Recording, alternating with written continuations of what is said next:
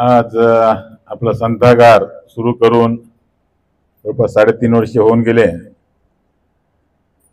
3 वर्षापूर्वी वासाटे मावशी मला आता बी आठवते की रडत रडत या संथागारामध्ये आली आणि आपलं दुःख सांगू लागली. तिचं दुःख करुणाने अक्षुने ऐकून घेतलं आणि तिला आपल्याविषयी आपुलकी वाटली. मग तेव्हापासून येथे ते राहू लागले. खरं तर ते जवळपास 80 वर्षाच्या वरी तिचं वय आहे. परंतु आपण हिच्यापासून एक आजपासून म्हणजे प्रथा चालू केली की आपण आपल्या परिवारामध्ये दाखल म्हणजे आपल्या परिवारामध्ये जन्म झाला. संथागार परिवारामध्ये जन्म तिचा 3 वर्षापूर्वी झाला आणि आज ते पाहता पाहता 3 वर्षाची झाली. आज तिचा आपण 3रा वाढदिवस साजरा करत आहोत. संथागारामध्ये ज्याचा ज्याचा जन्म झाला म्हणजे दाखल झाले त्या सर्व वृद्धांची आपण तारीख लिहून ठेवलेली आहे. यापुढे आपण सर्व वृद्धांचा वाढदिवस ज्या तारखेला तुम्ही येथे जन्मले त्या तारखेला आपण संथागार परिवारासोबत सगळ्यांचा वाढदिवस साजरा करणार आहोत. आपला परिवार हे बरेच लोक येतात. आम्ही आश्रम बघितले परंतु असा आश्रम बघितलं नाही. खरं तर हे छोटस आश्रम आमच्या ऐपतीनुसार आम्ही केलं. हे अक्षूच्या आग्रहाखातर 4 वर्षापूर्वी माझ्यापाशी पैसे नव्हते परंतु एक प्लॉट होता. ते प्लॉट विकून आज त्या प्लॉटची किंमत 1-1.5 कोटी रुपये आहे. परंतु त्यावेळेस आम्ही 27-28 लाखाला ते प्लॉट विकून हे आश्रम बांधलं आणि चालू केलं.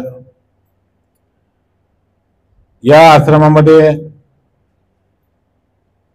आमच्या कुटुंबाची फक्त सेवाभावी वृत्ती आहे.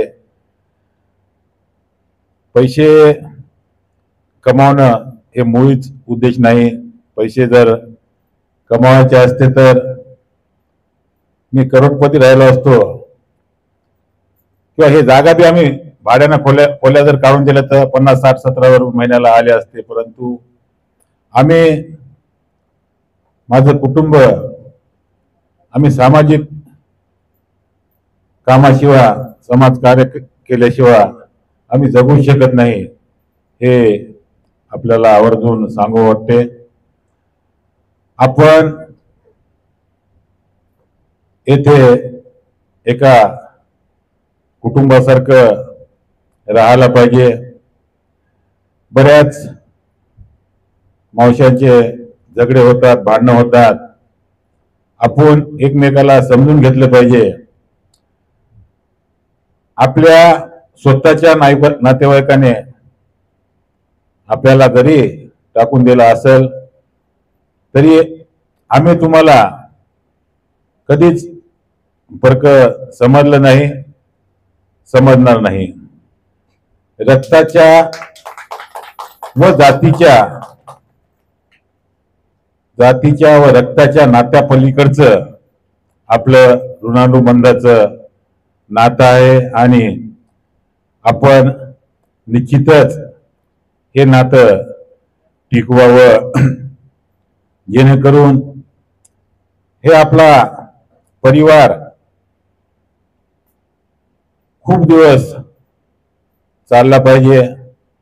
आम्ही तुमच्यावर रागावत असू, तुम्ही चुका केल्याच्या नंतर तुम्ही सुद्धा आमच्यावर रागावता, कारण कुटुंबामध्ये हे सर्व होणारच आहे.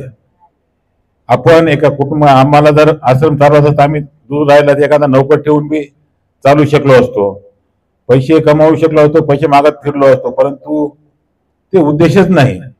तरी आपणालाच या वाढदिवसानिमित्त, गयाबाई वासाठी मावशीच्या वाढदिवसानिमित्त आपल्याला एक विनंती की आपण आम्हाला समजून घ्यावं आणि आपण गुन्ह्या गोविंदानं सर्व मिळून राहूया एवढीच या प्रसंगी प्रार्थना करतो. आणि आमच्या गयाबाई वासाठी मावशीला वाढदिवसाच्या खूप खूप खूप खूप शुभेच्छा. बस नाही नाही बोल. भाषण करत नाही.